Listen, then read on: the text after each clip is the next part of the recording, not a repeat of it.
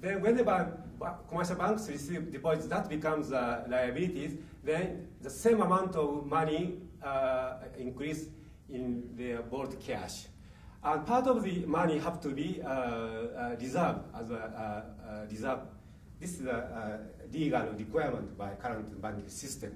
So money, some of the money goes back to central bank's reserve, which is the same as commercial bank's reserve. So the remaining money would be loaned out again. So this money goes to non-financial sector's liability.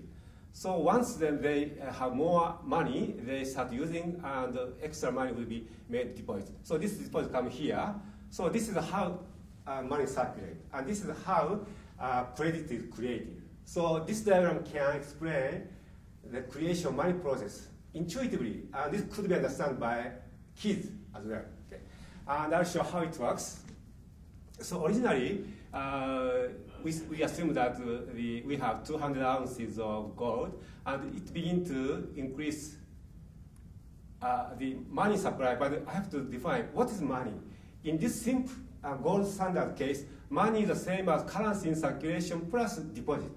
This is the money, because as money is defined as a means of exchange. So currency and deposit can be used for exchange. Okay. So in this way, from 200 of original gold, we can create 800 of gold.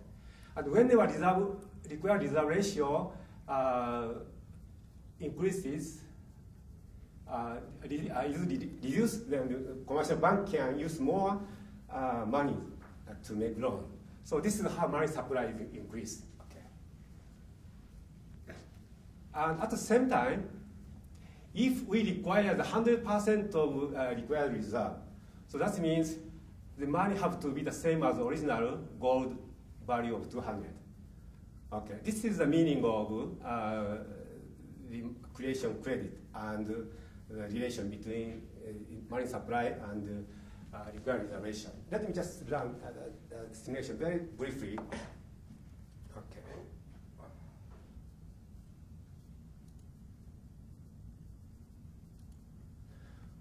Or here is the same diagrams. Okay, and go to the simulation windows. Okay. So originally, in our system, we have only 200 gold, and this 200 gold can increase the money supply up to the 800 through the credit creation process. So what happened is our assets seem to increase to 800, but real equity is 200. So what's the difference? Difference is the debt. So this is a kind of tricky things of financial sector. We think that our assets seem increasing, but at the same time our debt is increasing. So real equity stays the same. Okay. And from here, if we want to increase more money supply, the only way we can create money supply is, well, first of all, increase gold. But if we can't find any gold, the only way to increase money supply in our system is to reduce the required reserve so that the bankers can create more credit. Say, let's reduce this one. Right? But there is a limit.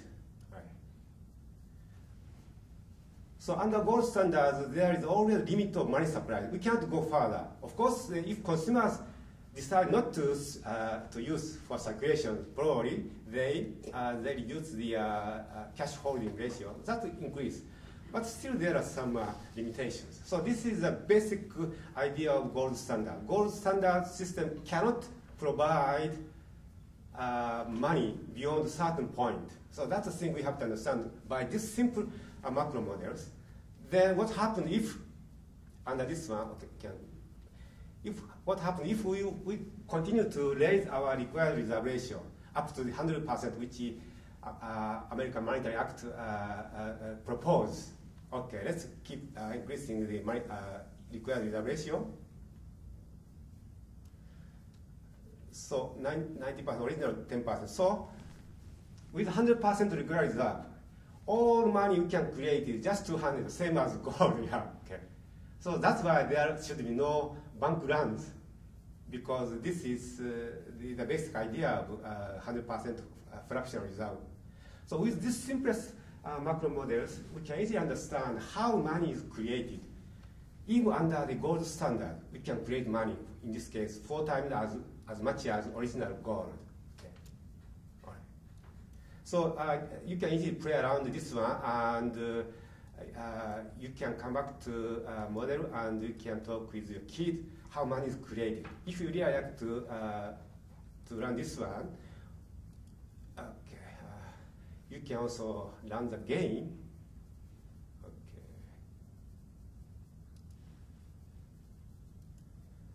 Just you can start transaction step by step, one period. And you can see the all result if you have a table of money supply. Okay, of money supply. You can create table here. And you can do any games step by step. Okay, so this is how we understand creation process of credit, which is a kind of tedious subject for a macroeconomic student, but it can be easily understood by kids using this one. So this model is available for you. You can learn this model and to understand how money is created. As a matter of fact, your pamphlet with the explanation of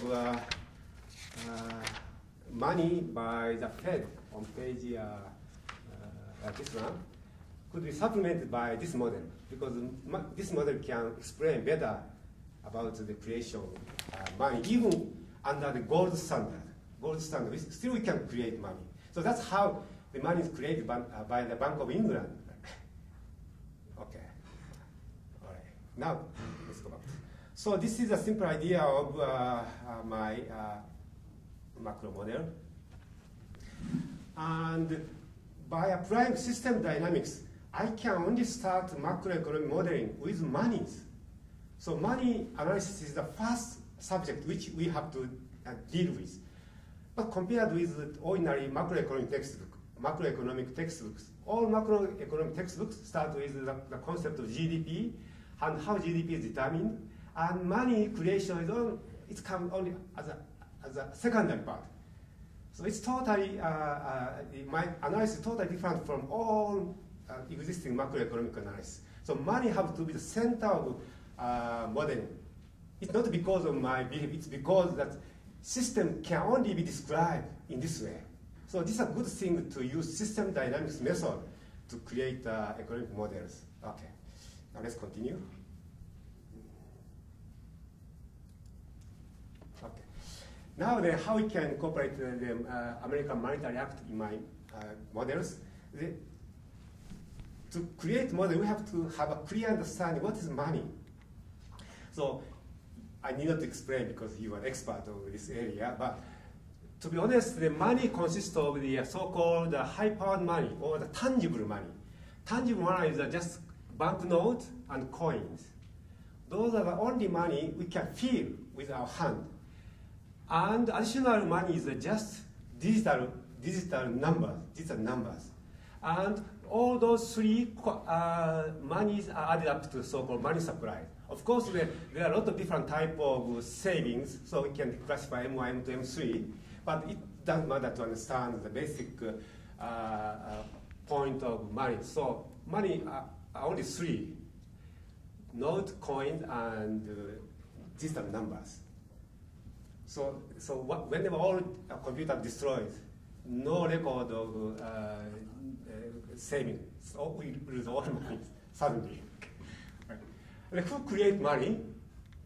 Well, actually, the note is created by central bank, and coins are created by the government.